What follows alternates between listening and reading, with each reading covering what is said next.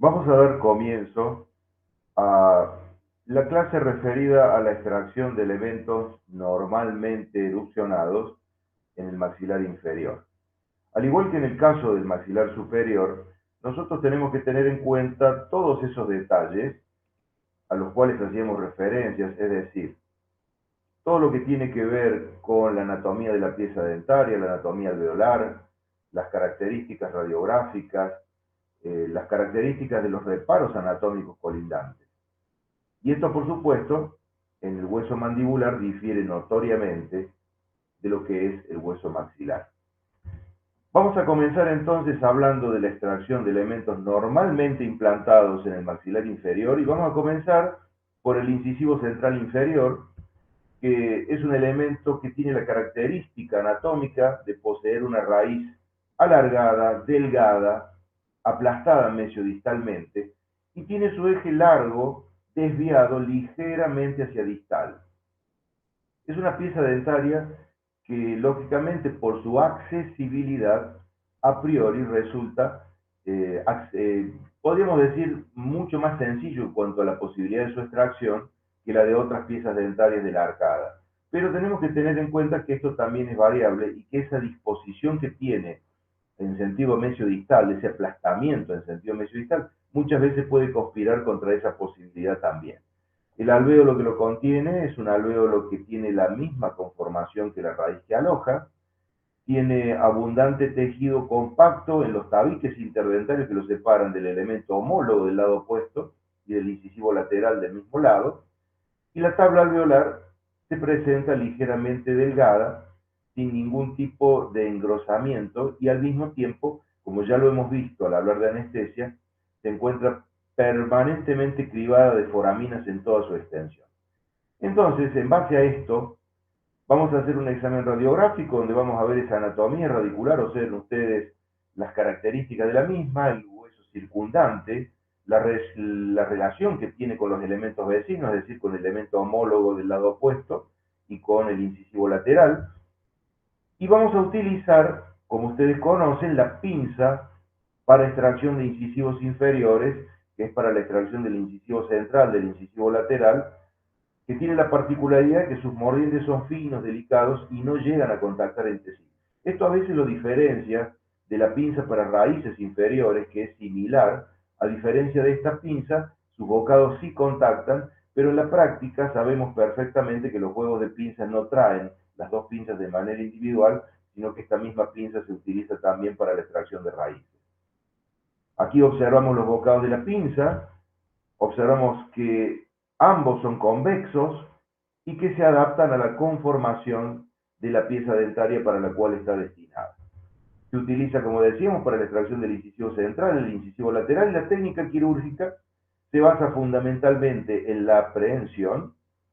firme prehensión con los bocados de esta pinza, el movimiento de impulsión como el que hacemos en todos los casos, proyectando el ápice radicular hacia el fondo de su alvéolo e iniciando a partir de ahí el resto de los movimientos, y luego nos vamos a dedicar a realizar una ligera movilización hacia vestibular que logra un esbozo de luxación y posteriormente la misma maniobra pero en sentido lingual. Esta maniobra la vamos a repetir varias veces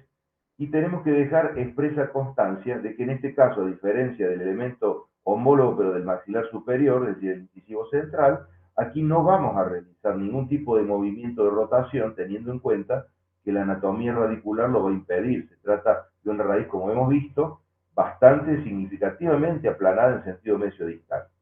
Y finalmente el movimiento de retiro, la tracción, que la vamos a llevar adelante hacia arriba y hacia afuera. Vamos a ver un caso clínico donde observamos la pieza dentaria que a continuación pretendemos extraer, este incisivo central, la sindesmotomía por lingual, la sindesmotomía por vestibular, y observen la prehensión y ese ligero movimiento en sentido vestibular, que posteriormente se realiza de manera similar hacia el lado lingual. En determinadas posibilidades con esto se consigue ya un esbozo de luxación, en otras ocasiones es necesario realizar una mayor cantidad de movimientos similares hasta que la pieza dentaria tiene la posibilidad de ser retirada, es decir, de realizarse la tracción hacia afuera, hacia arriba y ligeramente hacia adelante. Con respecto al incisivo lateral inferior, poco es lo que hay que aclarar si nosotros lo vamos a comparar con el incisivo central, porque es un elemento casi similar desde el punto de vista anatómico, solo que su raíz es algo poquito más larga, un poquito más delgada, pero en la práctica es muy difícil de diferenciar un incisivo central de un incisivo lateral anatómicamente. Lo mismo sucede con el alvéolo que lo contiene. La única diferencia es que el tabique interdentario que lo separa del canino tiene mayor cantidad de tejido compacto y por lo tanto es un escollo a veces significativamente importante a tener en cuenta. El examen radiográfico nos muestra, como vimos en el caso del incisivo central, la anatomía radicular, el tejido óseo circundante, la relación con los dientes vecinos. Esto no merece mayor explicación. El procedimiento quirúrgico es absolutamente similar al que vimos en el caso anterior. Los movimientos son similares, la pinza es la misma, por lo tanto, no vamos a ahondar en detalles en relación a esto. Sí vamos a hablar del canino inferior, que ya es un elemento completamente distinto, es un elemento sumamente potente desde el punto de vista anatómico. Este elemento tiene una raíz muy sólida, maciza, que tiene una conformación cónica, que es aplanada en sentido mesiodistal, y sobre todo mucho más aplanada que el canino superior si uno establece una comparación. Observen aquí en determinados cortes a nivel cervical, a nivel medio y a nivel apical. Vean la conformación anatómica, es una raíz potente y ese tercio apical frecuentemente presenta alguna dilaceración que hay que tener en cuenta desde el punto de vista quirúrgico. El examen radiográfico nos va a mostrar la relación con las piezas vecinas, su anatomía radicular, el tejido óseo circundante y tengamos en cuenta que el alvéolo que contiene esta pieza dentaria tiene las tablas alveolares que no son extremadamente gruesas, pero si uno la compara con el canino superior, nos vamos a dar con que es una tabla vestibular más significativa, de mayor grosor y con mayor cantidad de tejido óseo compacto. Hablamos ya del tabique interradicular que lo separa del incisivo lateral. Lo mismo sucede en cuanto a la conformación con el tabique interradicular que lo separa del primer premolar, es decir, es un tabique con abundante cantidad de tejido óseo compacto, de mayor volumen, de mayor grosor, y la técnica quirúrgica se realiza utilizando esta pinza para extracciones que ustedes conocen muy bien, que se utiliza también para la extracción de premolares. Es decir, que a diferencia del maxilar superior, donde tenemos una pinza para incisivos y caninos, acá tenemos una pinza para incisivo central y lateral y una pinza para caninos y premolares. La misma tiene mordientes que son mucho más sólidos que los de la pinza que vimos anteriormente para los incisivos, forman un ángulo obtuso, acá lo pueden ver con claridad, entre la parte activa y la parte pasiva, sus mordientes que son convexos y que se adaptan, lógicamente, a una pieza dentaria de mayor volumen en su porción radicular. Desde el punto de vista de la técnica quirúrgica, acá vamos a tener la particularidad de que los movimientos rotatorios van a ser muy restringidos o nulos, dadas las características de la porción radicular. Acá pueden observar la aprehensión con la pinza que recién veíamos, el movimiento de impulsión, que tiene que ser acentuado, importante, para lograr que esa ruptura posterior de las fibras periodontales sea homogénea y tomar ese ápice como fulcrum. Y posteriormente vamos a realizar los movimientos, primero en sentido vestibular y luego en sentido lingual, con una amplitud muy delicada, muy breve en un principio, que iremos ampliando progresivamente a medida que la pieza dentaria toma un esbozo de luxación. Y entonces en este caso, y esto hay que aclararlo muy bien, con la pieza dentaria ya prácticamente luxada, podemos realizar una ligera rotación en sentido mesiodistal para completar posteriormente la tracción hacia afuera, hacia arriba y ligeramente hacia adelante. Vamos a pasar al sector medio, vamos a hablar de los premolares, y acá tenemos que tener en cuenta algunas particularidades que son importantes porque hay relaciones anatómicas importantes también con estructuras vecinas. En primer lugar, diremos que el primer premolar inferior es un elemento uniradicular, su raíz es larga, tiene frecuentes anomalías y estrecha en el tercio cervical, pero es muy importante considerar, y acá ustedes lo pueden observar muy bien, que el eje longitudinal de la corona difiere y se encuentra desviado con respecto al eje longitudinal de la porción radicular. Esto es importante de considerar a la hora de ubicar correctamente los bocados de una pinza, aunque tengamos en cuenta que en la mayoría de los casos, cuando vamos a realizar una extracción de esta pieza dentaria, la corona, la porción coronaria, se encuentra deteriorada o destruida por un proceso de caries. Pero también debemos hacer la salvedad que la extracción de premolares inferiores, al igual que los premolares superiores, es un hecho bastante frecuente, teniendo en cuenta que está indicada por razones ortodónticas y por lo tanto esto no es un dato menor. Al mismo tiempo, dijimos, tiene la posibilidad de contar con algunas anomalías en la porción apical que van desde dilaceraciones a estos pequeños botones de hipercementosis que son un obstáculo muy difícil de vencer al realizar los movimientos de luxación de la misma. Vamos a ver entonces el examen radiográfico, porque además de la anatomía radicular y posibles anomalías, hay que ver el tejido óseo circundante, pero también la relación que guarda con una importante estructura anatómica como es el agujero mentoniano, por donde emerge un importante paquete vasculonervioso. Y también la relación con los dientes vecinos. Veamos que el hueso alveolar ya es mucho más compacto que en el maxilar superior. Vean los tabiques interdentarios, sobre todo el que los separa, aquí lo vemos bien del premolar contiguo, tiene abundante cantidad de tejido compacto, el trabeculado óseo es de menor cuantía porque hay espacios medulares mucho más reducidos, y todo esto nos va a llevar a realizar un procedimiento quirúrgico en el cual, utilizando la misma pinza que nosotros observamos anteriormente para extraer caninos inferiores, vamos a realizar firmemente la aprehensión. Y digo esto porque si analizamos la dirección del eje coronario, muchas veces esto puede prestarse a confusión y hay que tener la precaución de que uno de los bocados no esté ubicado directamente sobre el tejido adamantino de la corona, en lugar de adaptar a nivel del cuello quirúrgico como corresponde. Entonces vamos a realizar la impulsión, vamos a efectuar movimientos en sentido vestíbulo-lingual, movimientos arciformes que se van ampliando progresivamente y que luego de realizarlos podemos tomar la precaución de llevar adelante un ligero movimiento de rotación cuando la pieza lo permite y cuando no existen anomalías radiculares comprobables desde el punto de vista radiográfico. Entonces, luego realizamos finalmente la tracción de la pieza dentaria que se lleva a cabo hacia arriba y hacia afuera. Vamos a compartir entonces un caso clínico. Arrancamos aquí desde la aprehensión con la pinza correspondiente a premolares y caninos inferiores. Vemos el movimiento dirigido hacia vestibular y hacia lingual y cómo la pieza dentaria adquiere un esbozo de luxación progresiva a medida que el alvéolo se va dilatando, y luego en estas condiciones podemos llevar adelante un ligero movimiento de rotación en sentido mesiodistal para finalmente efectuar la tracción.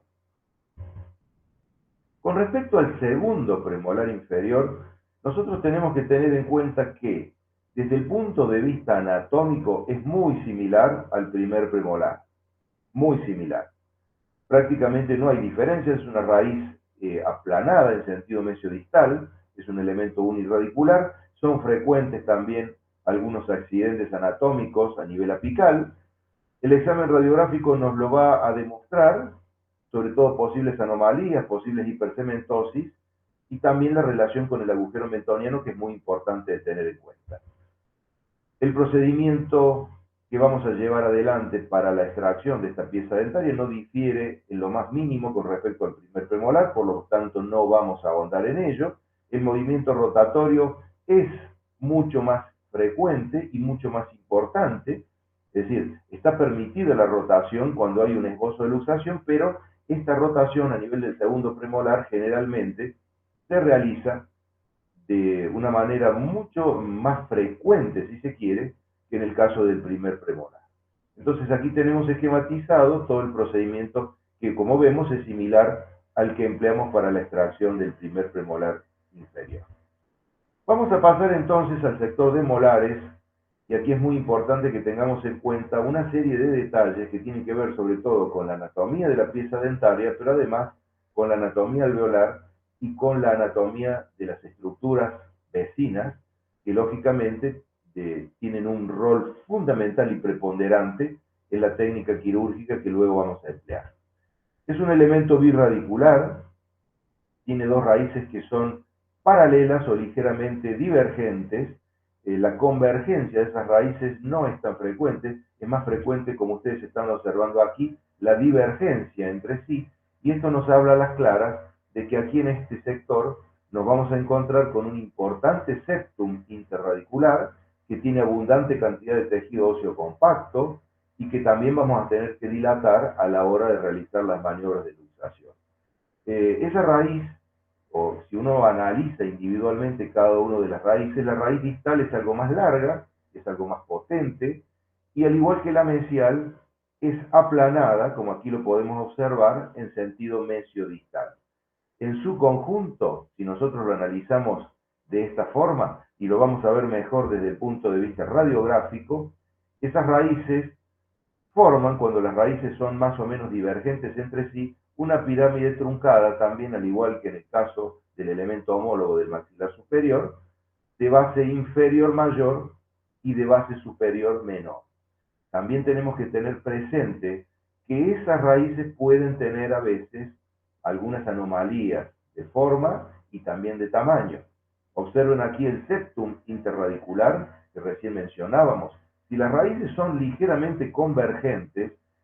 ese septum va a quedar encapsulado entre las mismas y muchas veces va a ser necesario romperlo con los mismos movimientos de luxación que vamos a realizar, o directamente va a venir conjuntamente con las raíces, porque es imposible dilatar el elemento dentario, lógicamente, en sentido mesiodistal. Vemos el trabeculado óseo. Hay relación con una importante estructura anatómica como es el conducto dentario inferior, si bien no es la pieza dentaria que mayor relación guarda con esta estructura anatómica, pero sabemos que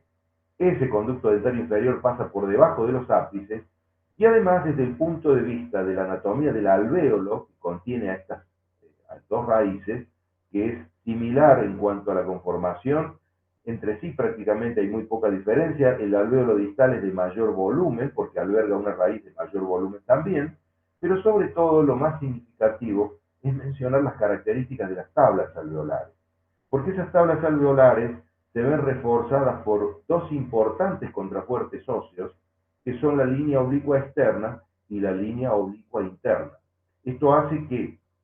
lógicamente, las tablas alveolares sean de gran grosor, de gran espesor, sobre todo la tabla vestibular.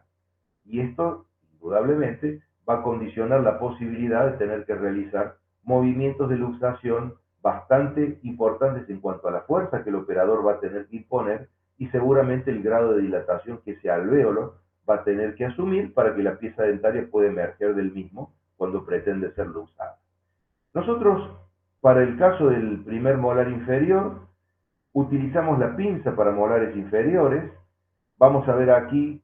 que ya lo vamos a ver enseguida nada más, la ubicación de los bocados de la pinza tiene que ser muy precisa a nivel del cuello quirúrgico de la pieza dentaria, ubicados por vestibular y por lingual. Esta pinza va a trabajar de costado, es decir, va a trabajar en sentido vestíbulo-lingual, respondiendo para ello a la posición que el paciente y el operador van a tener que adoptar.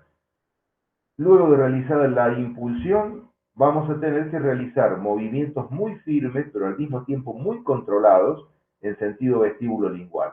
El elemento por lo general cede más hacia la tabla vestibular, pero esto tiene poco que ver con el grosor de la misma, sino por las características mismas de la disposición de las raíces, y entonces vemos cómo se realiza el mismo movimiento en sentido lingual y nuevamente en sentido vestibular tantas veces como el caso así lo determine. Entonces, cuando ese alvéolo, luego de una cantidad bastante importante de movimientos en sentido vestíbulo-lingual, se va dilatando, se produce la luxación y efectuamos la tracción de la misma hacia afuera y hacia arriba. Vamos a utilizar, dijimos, la pinza para molares inferiores. Esta pinza se utiliza para primero, segundo molar y a veces para el tercer molar también. Es una pinza que tiene mordientes potentes y su morfología es similar, terminando ambos en forma de una punta de lanza, que acá la pueden observar muy bien. Esta punta de lanza está destinada a insinuarse a nivel de la bifurcación de las raíces por vestibular y por lingual. Es decir, que es una pinza que trabaja de costado, que tiene esta conformación porque está diseñada para adaptarse a esas características anatómicas y además es una pinza lo suficientemente potente porque está destinada a efectuarse una fuerza bastante importante en las maniobras de luxación. Acá vemos un caso clínico, un elemento con una amplia cavidad de caries distal. Vemos la cinesmotomía realizada por vestibular, por lingual en primer término, y la aplicación de los bocados de la pinza, el movimiento de impulsión y cómo comenzamos a realizar ligeros, muy leves y muy controlados movimientos en sentido vestíbulo-lingual. Esos movimientos tienen que ser muy controlados y muy delicados, y el operador va palpando el grado de dilatación de las tablas a medida que la misma se va desarrollando. Y digo esto porque si nosotros pretendemos realizar movimientos muy bruscos en primera instancia, podemos conseguir la fractura de la pieza dentaria y o la fractura de la tabla alveolar. Pero de todas maneras, ese movimiento, si nosotros lo efectuamos de manera muy violenta desde un comienzo, esto repercute indudablemente sobre las articulaciones temporomandibulares y ocasiona al paciente una sensación sumamente desagradable y dolorosa. Vemos aquí cómo lentamente, muy lentamente, la pieza dentaria comienza a desarticularse de su alvéolo,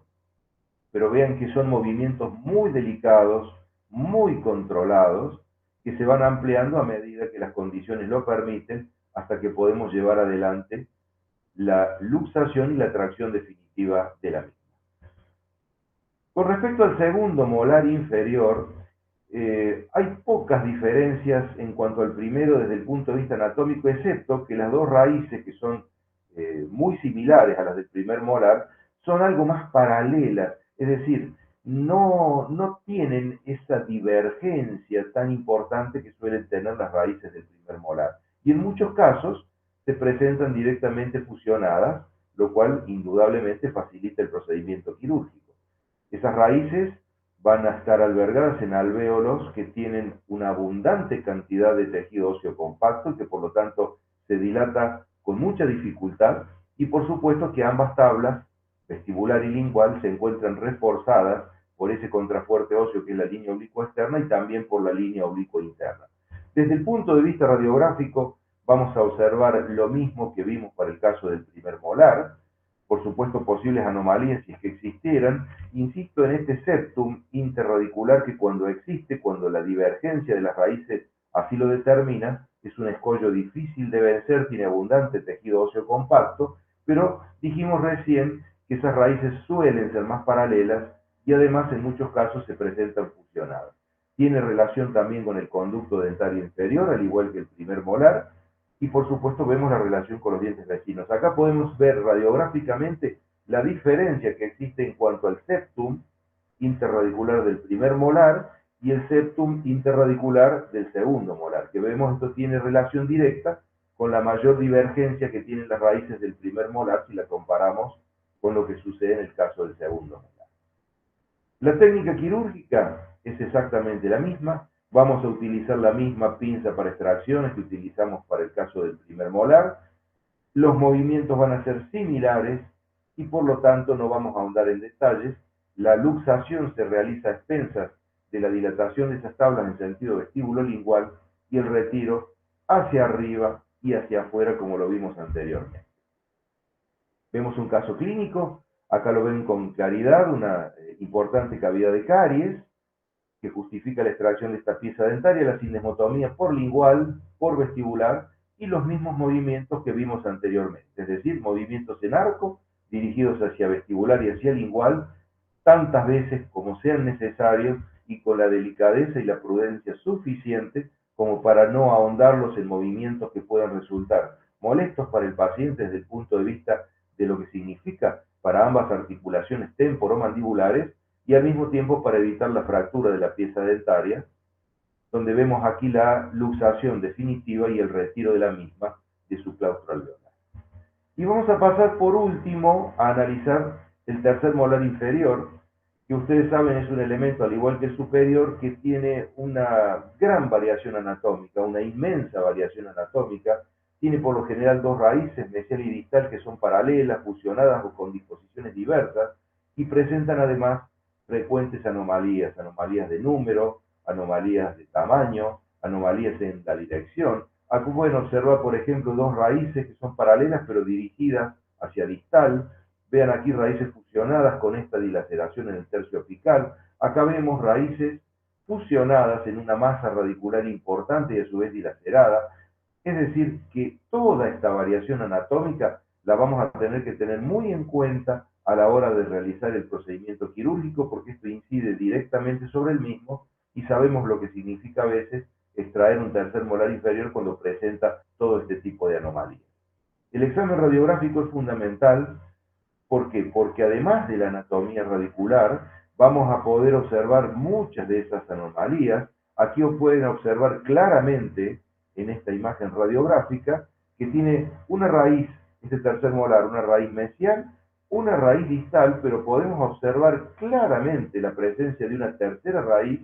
ubicada entre medio de ambas. A veces presenta dos raíces mesiales, pero esta disposición la podemos ver radiográficamente, en este caso,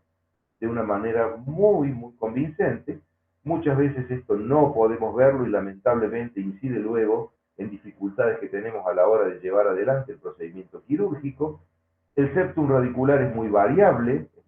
porque depende de la anatomía radicular, por cierto. Puede estar o tenerse un septum bastante significativo cuando ambas raíces son divergentes, o no existir cuando las mismas son absolutamente paralelas o se encuentran fusionadas. Vemos la relación con el conducto dental inferior y hay que considerar que el tercer molar inferior es la pieza dentaria que mayor relación de vecindad guarda con el conducto dentario inferior. Este es un hecho muy frecuente. A veces ese conducto pasa inmediatamente por debajo de las raíces,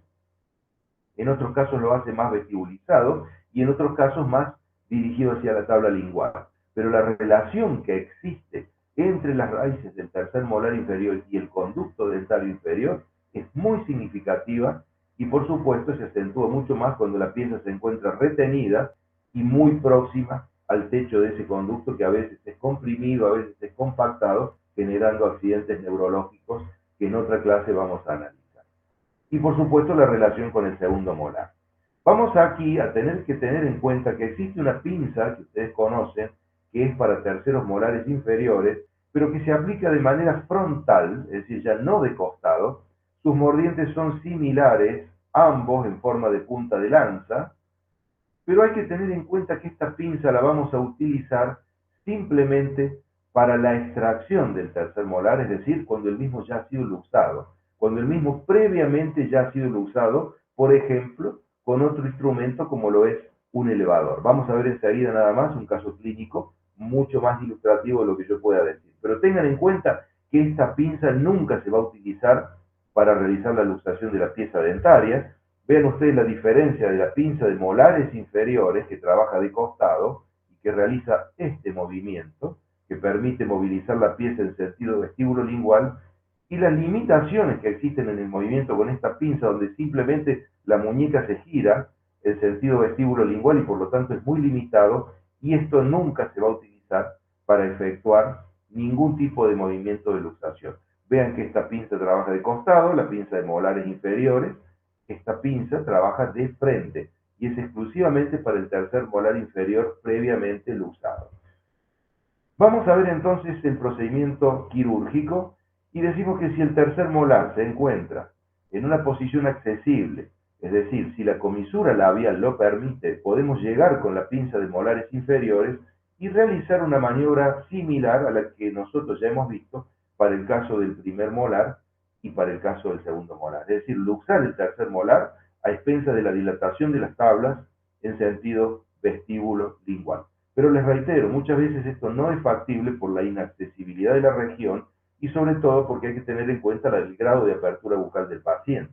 De lo contrario, la comisura labial nos va a imposibilitar el llegar hasta esa zona con la pinza de costado y luxar la pieza con este procedimiento. Sin embargo, vamos a ver un caso clínico. Se trata de este tercer molar inferior. con una amplia cavidad de caries, la sindesmotomía de manera similar, como ustedes ya conocen, y observen, a expensas del grado de apertura bucal, de la accesibilidad, se ha ubicado la pinza de molares inferiores, ubicando el mordiente lingual y el mordiente vestibular, y realizando movimientos en sentido vestíbulo-lingual de manera similar a lo que nosotros podemos efectuar para extraer tanto un primer molar como un segundo molar. Tantas veces como fuese necesario, la pieza dentaria adquiere un esbozo de luxación y finalmente la tracción. Hay que hacer un paréntesis para destacar un hecho muy importante, y es que el alvéolo que contiene a ese tercer molar inferior se encuentra desplazado, si uno lo compara con la línea del plano de oclusión de las piezas dentarias, más dirigido hacia el lado lingual. Es decir, es un alvéolo que se encuentra ligeramente lingualizado, formando lo que se conoce anatómicamente con el nombre del balcón del tercer molar inferior. Entonces, ello implica que al estar ubicada la pieza dentaria de esta manera y en esta situación, es decir, más lingualizada si se quiere, si uno toma la línea de los elementos dentarios de esa hemiarcada, la tabla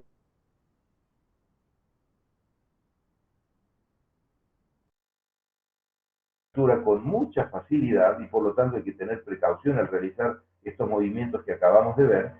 Y por otro lado, tener en cuenta que la tabla vestibular se torna sumamente gruesa, sumamente espesa, porque al estar el elemento dirigido más hacia el lingual, indudablemente que el espesor de la tabla vestibular es mucho más significativo que lo que sucede a nivel del primero y del segundo molar inferior. Entonces, a tener en cuenta la anatomía radicular, la anatomía de esos alvéolos, las características de las tablas alveolares que difieren notablemente, y la técnica quirúrgica que puede ser como la que acabamos de ver, similar a la que empleamos para extraer un primer molar o un segundo molar inferior, o de lo contrario, en casos más inaccesibles, nos podemos valer de un elevador. Yo no les voy a hablar de elevadores en este momento, vamos a tener unas clases exclusivas, alusivas al tema, pero podemos utilizar ya sea un elevador recto o un elevador contrangulado, son elevadores denominados tipo Clef-Den, que han sido diseñados con otra finalidad, pero que nosotros lo aplicamos perfectamente por la cara mesial del tercer molar, en contacto con la misma, y de esa manera con movimientos de palanca provocamos la luxación hacia arriba y hacia atrás. Si ustedes recuerdan lo que nosotros hacíamos en el caso del tercer molar superior de manera similar, entonces se van a dar cuenta de que la inaccesibilidad puede jugar un papel muy particular y obligarnos a tener que cambiarle el procedimiento quirúrgico y reemplazar la pinza en primera instancia por un elevador para luxar la pieza dentaria hacia arriba y hacia atrás en este caso. Acá lo hemos graficado, lo hemos esquematizado, y cuando la pieza ya ha sido luxada, entonces sí la vamos a tomar con esa pinza para terceros molares inferiores previamente luxados que trabaja de frente, para llevar adelante simplemente la desarticulación de la pieza dentaria de su alvéolo. Vamos a compartir un caso clínico. Observen ustedes un detalle muy importante y que lo tenemos que tener muy presente: la pieza dentaria que vamos a extraer, pero además observen que aquí está faltando el primer molar. Entonces hay que tomar todo tipo de recaudos si vamos a aplicar un elevador a nivel de la cara mesial, porque en una maniobra intempestiva, al no tener la contención por mesial, podría ser luxado accidentalmente el segundo molar. Entonces, una de las posibilidades, aquí vemos primero la sindesmotomía, por lingual y por vestibular, es utilizar algún tipo de elemento que pueda reemplazar la posición del primer molar y de esa manera contener por mesial al segundo molar durante las maniobras de luxación. Esto que ustedes están viendo aquí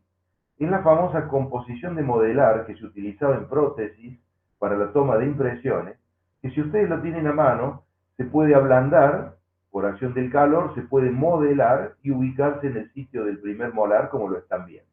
Entonces, de esta manera y ya con el mismo adaptado en posición, ubicamos un elevador por la cara mesial. Este es un elevador recto tipo Clef-Den, y vean cómo el tercer molar se luxa hacia arriba y hacia atrás. Aquí lo ven mejor. Y finalmente puede ser llevado y desarticulado con la pinza de frente que recién veíamos. Vamos a ver otro caso más. La composición de modelar es algo que no todos tienen, pero lo que sí podemos tener son algunos elementos que enseguida vamos a ver. Acá vemos el caso clínico. Aquí lo pueden observar mejor luego de realizar la signesmotomía. En la colocación de un pequeño taquito de madera, nosotros podemos tener guardados y en forma estéril, en algún frasco estéril, diversos taquitos de madera de diversos diámetros que pueden ser ubicados en ese espacio, en este caso lo están viendo ustedes, entre la cara mesial del segundo molar y la cara distal del segundo premolar. Entonces, como vimos anteriormente, esto puede reemplazar, si se quiere, la ubicación del primer molar y contener el segundo molar para que al aplicar ese elevador por mesial, aquí lo pueden observar mejor, el tercer molar adquiere la luxación suficiente hacia arriba y hacia atrás, acá vemos el elevador, este es el taquito de madera, y finalmente, una vez llevada adelante la enucleación de la pieza dentaria con el elevador, completamos la extracción por medio de la pinza de frente, sin ningún tipo de problema. Muy bien, y de esta manera hemos visto todo lo concerniente a la extracción de elementos dentarios en el maxilar inferior. De esta manera ponemos ya el punto final a las clases de anestesia y a las clases de exodoncia que ustedes necesitan conocer previamente a la iniciación de las actividades clínicas de nuestra asignatura.